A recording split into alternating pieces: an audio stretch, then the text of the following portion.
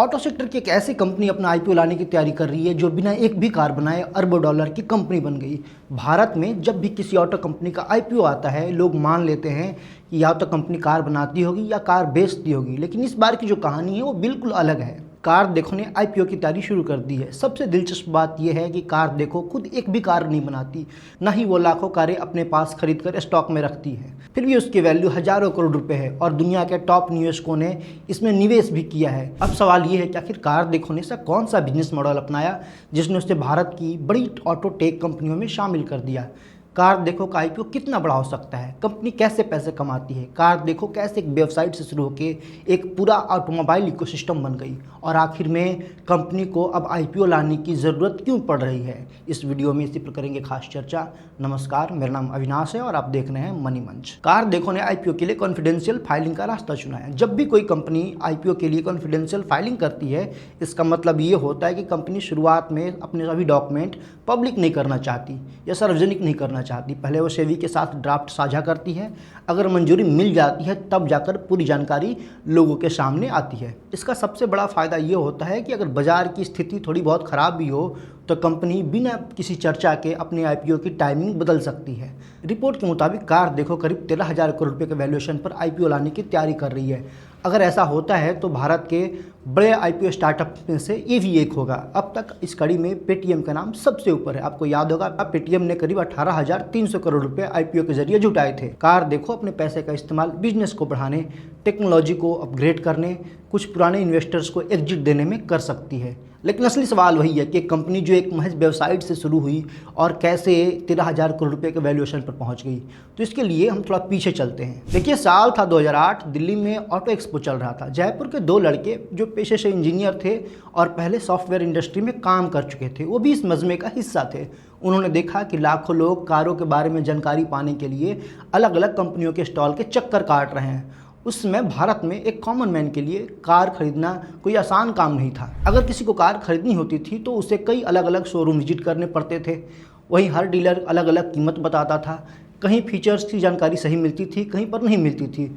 तो कहीं on road कीमत अलग होती थी, ऑफ रोड कीमत अलग होती थी। किसी के लिए कार का सही रिव्यू पाना कहीं से आसान नहीं था, यानी ग्राहकों के पास जानकारियों का बड़ा अभाव था। अमित जैन और अनुराग जैन ने इसी इन्फॉर्मेशन गैप को पहचाना और बना दी एक ऐसी वेबसाइट जिस पर कारों की सभी जानकारी हो, कीमत, फीचर्स, रिव्यू, दूसरे कारों का कंपैरिजन, सब कुछ एक जगह मिल जाए।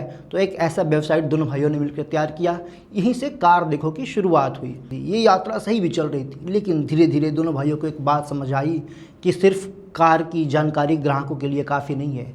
ग्राहक एक कार खरीदने के पूरे प्रोसेस में भी मदद चाहता है, जैसे कि कौन सी कार खरीदे, किस डीलर से खरीदे, लोन कहाँ से ले, इंश्योरेंस कहाँ से ले, पुरानी कार बेचे कैसे, वगैरह वगैरह। यहीं से कंपनी को एक नया विजन मिला। अब कंपनी का लक्ष्य महज जानकारी देना नहीं था, बल्कि ग्राहक की पूरी ऑटोमोबाइल जर्नी का हिस्सा बनना था। इसके बाद कार देखो ने कई नए बिजनेस शुरू किए। नई कारों की जानकारी के लिए कार देखो, कार, बाइक, हेल्थ और दूसरे इंश्योरेंस प्रोडक्ट के लिए इंश्योरेंस देखो, लोन और फाइनेंसिंग के लिए रूपी, बाइक और स्कूटर खरीदने के लिए बाइक देखो। इसके अलावा कंपनी ने CV, tyre, fleet services, dealer solution, data analytics, सास सॉल्यूशन जैसे कई और दूसरे डिजिटल सर्विसेज की शुरुआत की। अब आते हैं पहले सवाल पर। कंपनी ने धंधा तो बना लिया, लेकिन कमाई का क्या जरिया था? किन किन वेंचर से कंपनी को पैसे आते हैं? कंपनी के कमाई के अलग अलग सोर्सेस हैं। पहला है डीलर सब्सक्रिप्शन। अगर किसी डीलर को अपनी कार बेचनी है तो वह कंपनी को पैसे देकर प्लेटफॉर्म पर गाड़ी को लिस्ट कराएगा। फिर है लीड जनरेशन। अगर किसी ग्राहक को कोई कार पसंद आता है तो उसकी जानकारी डीलर तक पहुंचाई जाती है। कंपनी इसके लिए भी डीलर से पैसे लेती है। इसके अलावा कंपनी विज्ञापन दिखाकर, लोन बांटकर, डीलर को सॉफ्टवेयर और डिजिटल टूल्स देकर भी पैसे कमाती है।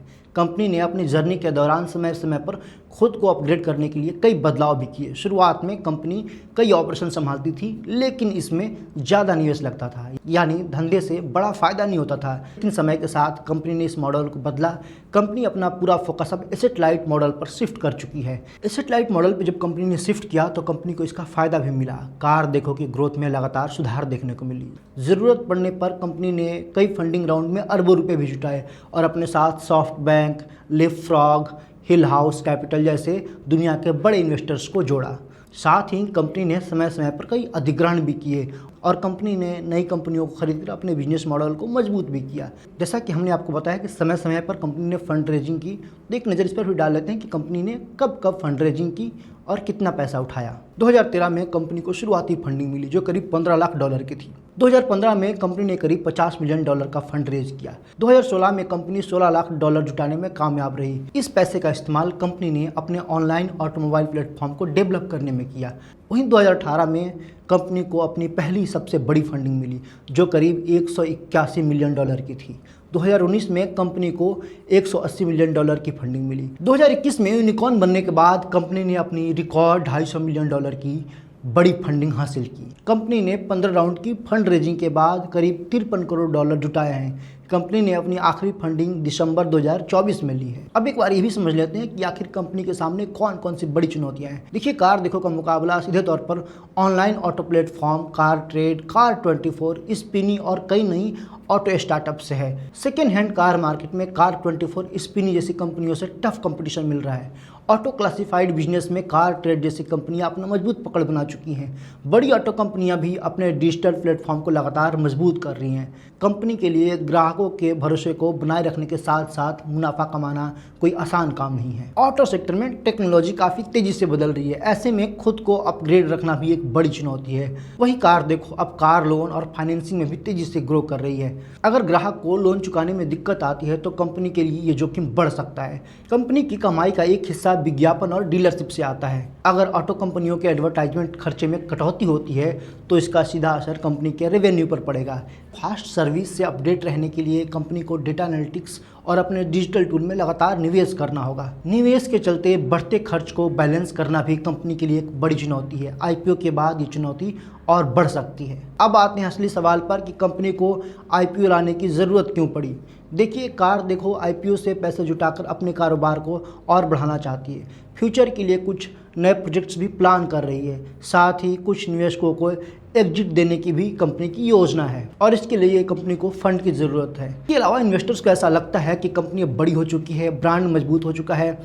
आईपीओ के बाद कंपनी की पारदर्शिता बढ़ेगी, निवेशकों का भरोसा बढ़ेगा, कर्मचारियों के ईएसओपी वैल्यू में बढ़ोतरी हो सकती है और कंपनी के लिए भविष्य में फंड जुटाना और भी आसान होगा। एक बार फिर आते हैं आईपीओ की बुनियादी बातों पर। देखिए, कार देखो कि parent company Girnar software 13,000 crore के वैल्यूएशन पर 3,000 करोड़ का आईपीओ लाने की तैयारी कर रही है।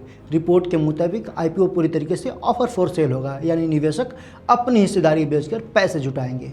आईपीओ साइज, स्ट्रक्चर और समय का अपडेट डीआरएसपी फाइल होने के बाद ही पता चलेगा।